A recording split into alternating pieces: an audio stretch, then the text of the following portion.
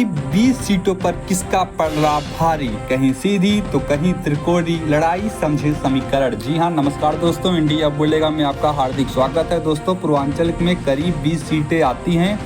दो चुनावों से यह इलाका भारतीय जनता पार्टी के लिए मजबूत गढ़ बना हुआ है। इसमें से 16 सीटों पर एनडीए गठबंधन और 4 पर बहुजन समाज पार्टी का कब्जा है। जी हां, आपको बता दें कि लोकसभा का चुनाव अब पूर्वांचल में पहुंच चुका है। पूर्वांचल में करीब 20 सीटें आती हैं। पूर्वांचल पिछले 2 चुनावों से भाजपा के लिए मजबूत गढ़ बना हुआ है। पूर्वांचल की 20 सीटों में से 16 पर भाजपा गठबंधन और 4 पर बसपा का कब्जा है। आजमगढ़ सीट समाजवादी पार्टी जीती जरूर थी, लेकिन उपचुनाव में हार हो गई। पूर्वांचल की 11 सीट ऐसी है जिस पर न तो हाथी दौड़ पाया और न ही साइकिल चल पाई।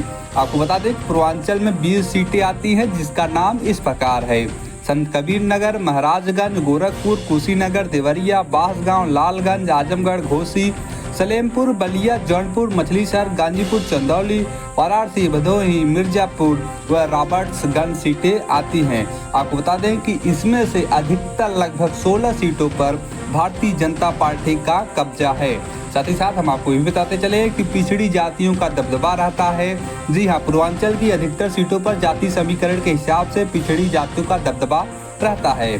तो भाजपा, अपना दल और निषाद पार्टी जैसे छोटे दलों का भी जाति आधार पूर्वांचल में ही है।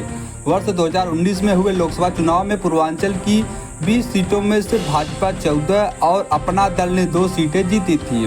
बसपा को 4 सीटें लालगंज, गाजीपुर, घोसी और जौनपुर से जीत मिली थी। जौनपुर को छोड़ बसपा के अन्य सांसदों ने उसका साथ छोड़ दिया है। भाजपा, सपा और बसपा ने जाति समीकरण के ही उम्मीदवारों को उतारा है। समाजवादी पार्टी ने भाजपा से सीधी लड़ाई की चाल चली है, तो बसपा ने बंटवारे का खेला भी खेल दिया है। देखना होगा कि इस खेल में कौन सी पार्टी चुनावी बाजी अपने पक्ष में पलटने के लिए सक्षम होती है। आपको बता दें कि वर्ष 2019 में सपा बसपा को नहीं मिल पाई थी जीत, जबकि 2019 में समाजवादी पार्टी और बहुजन समाज पार्टी गठबंधन था। आपको बता दें कि समाजवादी पार्टी बस्ती, संत कबीर नगर, कुशीनगर, वाराणसी और भदोही में साइकिल चलाने के लिए पसीने बहा रही थी। इन सीटों पर उसे कभी जीत नहीं मिली। बसपा ने महाराजगंज, गोरखपुर, कुशीनगर, बांसगांव, वाराणसी और बलिया में जाति समीकरण के हिसाब से बंटवारे की चाल चलते हुए बाजी अपने पक्ष में करने का नाबाना उठाया है। आपको बता दें कि सपा गोरखपुर लोकसभा सीट पर एक बार फिर जीत का परचम लहराना चाहती है।